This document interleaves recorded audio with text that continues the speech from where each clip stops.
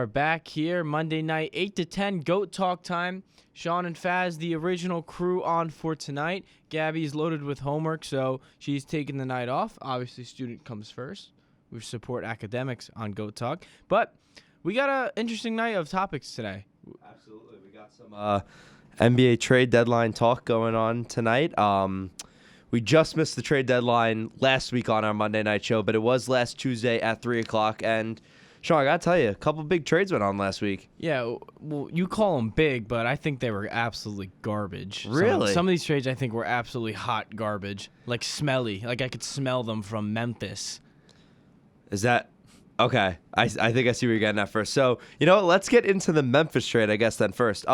So the Miami Heat traded for swingman Andre Iguodala. They got him from the Memphis Grizzlies. It was a 3-team trade. Also, Miami extended the forward Andre Iguodala to a 2-year, $30 million extension. That's awful. That part I didn't like. That is awful. Well, he's 35 years old, so that part I didn't like. But I'll let you talk about the trade, but just to give the parameters.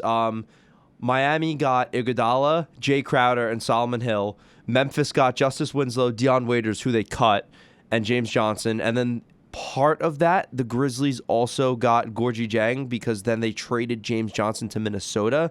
So basically, the Heat ended up with Iguodala, Crowder, and Hill. The Grizzlies ended up with Winslow and Gorgie Jang. And then the Timberwolves ended up with James Johnson.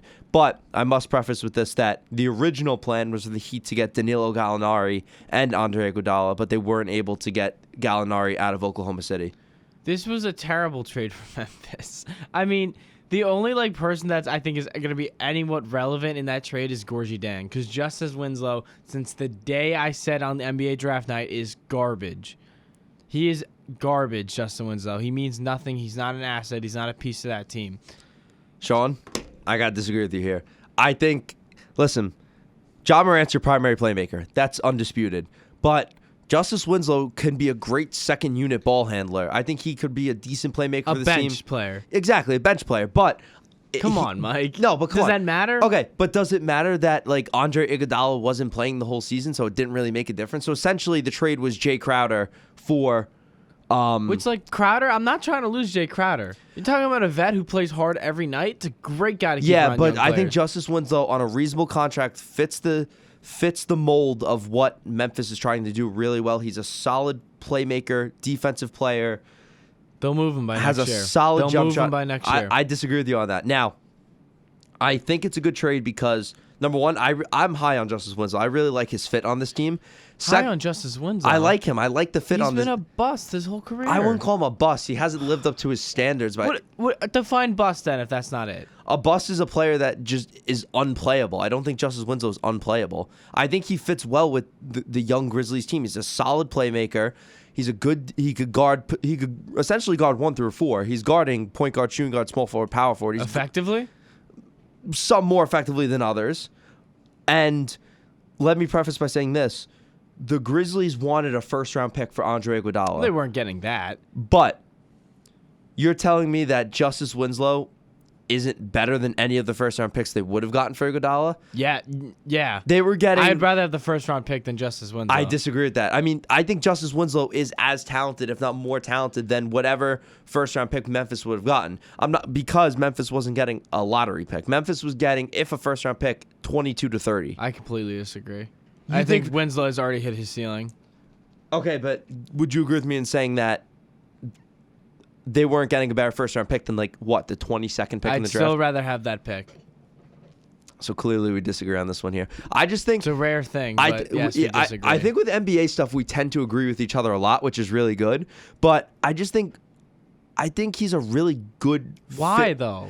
Why? He could come off the bench and be a facilitator, a good defender. Second unit guy whose ceiling, what was he, a top 10 pick? But you have to realize that he's such he's an exciting player, and this is a young... Exciting? Oh, this is just throwing words out there, man. This is a young and exciting team, and I think they got a valuable player for what they're trying to build in Memphis. For me, Jae Crowder was the biggest win of this entire deal. I was going to ask. Talk to me about it from Miami's standpoint then. The reason I like this trade for Miami is because they got Jae Crowder. I hate it for You talk about a guy that's a low-end starter to a viable piece off the bench. Agreed. That's Crowder. I think Crowder's a really good fit for Miami and what they're building essentially. They could have really pushed all in and gone for Drew Holiday, LaMarcus Aldridge, DeMar DeRozan. These were guys that were talked about. Chris Paul, guys that were talked about being targets for Miami.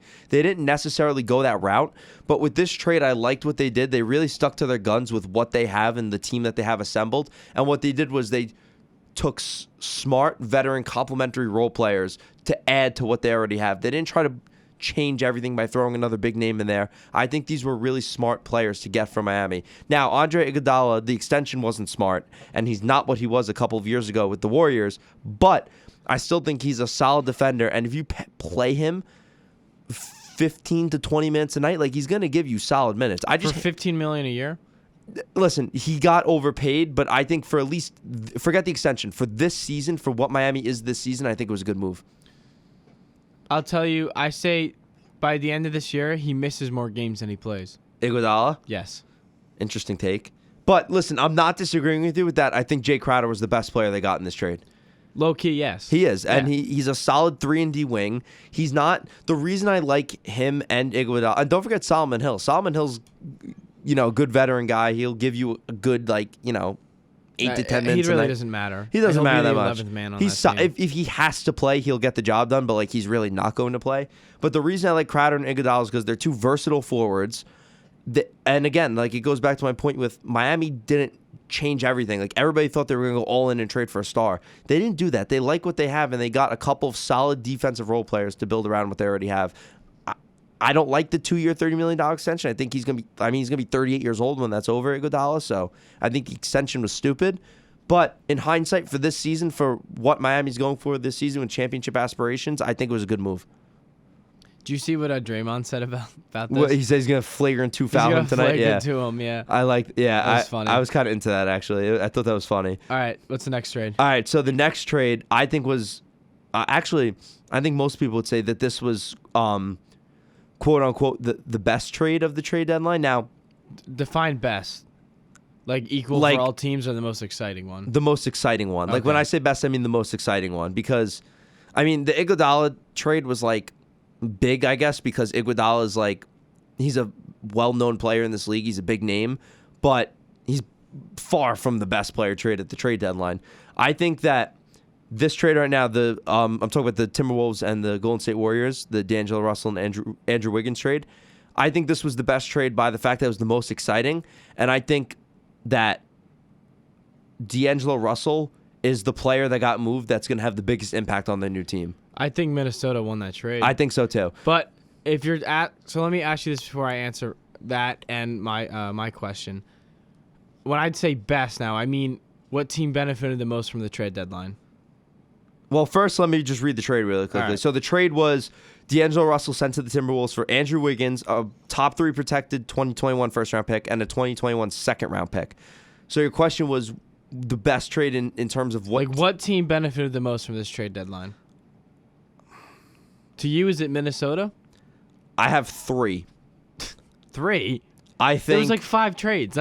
I think Memphis made out. I know you disagree with me. I don't think they made out the best, but I think Memphis made some solid moves. They also got Jordan Bell, which I think is a good young piece for them also. Memphis did? Yeah, Memphis. I thought Houston got Jordan Bell. They traded him for Bruno Caboclo. So Memphis ended up with Jordan Bell. Wow. So Memphis is that what Jordan Bell's worth at Bruno Caboclo? I guess so. Unbelievable. So and Houston doesn't have a center, but we'll get to that. So We'll get to that. I really like Houston getting Jordan Bell and Justice Winslow. I know you don't agree with that, but I agree with one of those guys. Okay. I like Memphis because they got 2 solid young players. That's it. I think Minnesota made out the best of this trade deadline. Second to me is Atlanta because I think Clint Capella is a really interesting fit there. But I would say Minnesota made out the best. Karl-Anthony Towns this season has been probably one of the more disgruntled stars in the league. He hasn't really been happy with his team situation. He hasn't won since November. He hasn't won since November. He hasn't been happy with his team. And not only did the Timberwolves get rid of a bad contract that a player that might have been holding them back a little bit, they got a better fit for their team, and they got one of Karl-Anthony Towns' best friends. So in one move, they made their team better, and they made their star player happy. I don't think it gets better than that. For me, that's great. I think that is great that the 2 guys are going to be playing together now, Russell and Cat. But for me, the biggest win from this deadline was the Sixers.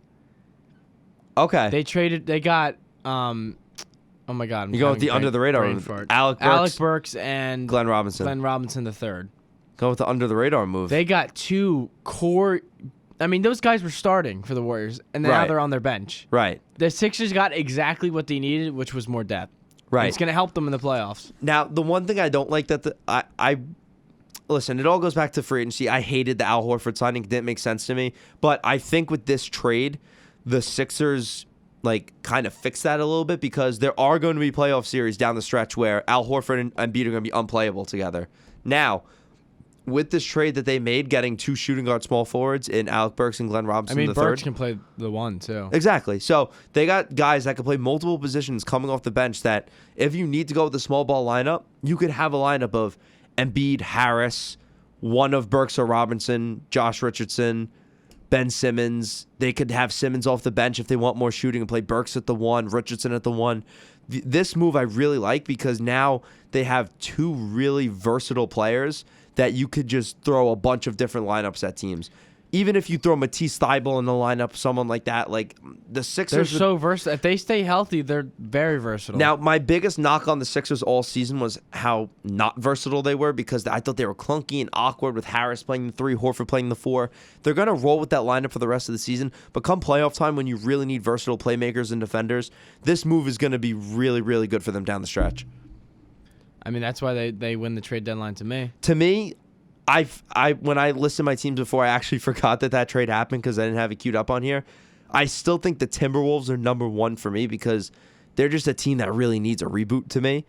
And do you think they get Booker now? Well, Eventually? that's the thing that's interesting because the 3 want to play together. So it would have to happen via trade just because Booker's locked up for the next 4 or 5 years. Is he? Yeah, he's on a contract extension. Actually, no, it's 3 years. He has 3 years left on his deal. So, I mean, I don't know. I don't know if he joins them, to be honest with you. But either way, for what it is right now, the Timberwolves probably aren't going to do well for the rest of the season regardless. But I think going into next season, if they make a couple of smart free agent signings, this move could look fantastic for the Timberwolves. And D'Angelo Russell, I mean, I love him. He's so underrated. I was just going to say, he's so underrated. I mean, this season he's averaging 23 points a game, 5 rebounds, 4 assists, and he's just such a dynamic scorer and really such a great player. And I saw something really interesting on Instagram. It was players that D'Angelo Russell has been traded for. He was traded for, wait, hold on. It was Andrew Wiggins, Kevin Durant, because technically it was the sign and trade. Kyle Kuzma, Brook Lopez, then there was 1 or 2 other players, but it's just crazy. The list of guys that got moved to get D'Angelo Russell was just really interesting to me. But Sean, I have a question for you actually. The other side of this trade, the Warriors with Andrew Wiggins, good, bad? I don't think Wiggins is going to do anything for them. I think this is Harrison Barnes all over again for Golden State. I think the same thing. Now, I think they'll just drop him when the contract's up. I think this season Wiggins is going to look really good. Because he's going to go back to being a beta, though, next season. Well, that's what I'm saying. I think this season he's going to look good because they literally have nobody else to score the basketball. It'll be interesting to see how he plays with Curry when he comes back. But I think the big move was just Russell on the Timberwolves. That was just such a he was the Timberwolves guy. It was a fan favorite. It was. And they wanted him in the offseason, too. If you remember, they tried so hard to trade for him and they couldn't get him. I'm happy the Timberwolves got their guy. The other thing that went very under the radar was Jabari Parker to the Kings. I know. Yeah. See, I hate the Kings because this is... Why? Well, this is the 3rd offseason in a row that they've made a big free agent signing spent big money on a free agent and then traded them the same season. So they did it with Dwayne Dedmon. They did it with... Yeah, but Rashawn Holmes is just tearing it up. Why would they need Dedmon anymore? Well, Dedmon asked to be traded. Exactly, but it's the point that the Kings need to use their free agent money on players that fit what they have. Why would you sign Dwayne Dedmon? Even before Rashawn Holmes blew up, it didn't make sense to me at the time. But I think Jabari Parker to the Kings is a really interesting fit because now he could either be a volume scorer off the bench. If you're going with a small ball lineup where I'm looking at next season, or other times where Bagley's your 5 and Parker's your 4. There's just so many interesting lineups that the Kings could go with Jabari Parker. I think he's a good fit there. I think the one team that missed out on the trade deadline, this will be our last point for the trade deadline, is the Lakers not getting Derrick Rose. I think so too. Now, did you see the trade that the Pistons offered them that they wanted declined. Caruso, right? They wanted Caruso and Kuzma, and I feel like a lot of teams wanted Caruso. That's a lot for Derrick Rose, though. That is a lot for What else Derrick. were the Pistons offering? No, that was it. They didn't throw Kennard in there or anything? They wanted That's insane. I would have said no, too. Now, I don't know about that, though, because Derrick Rose is...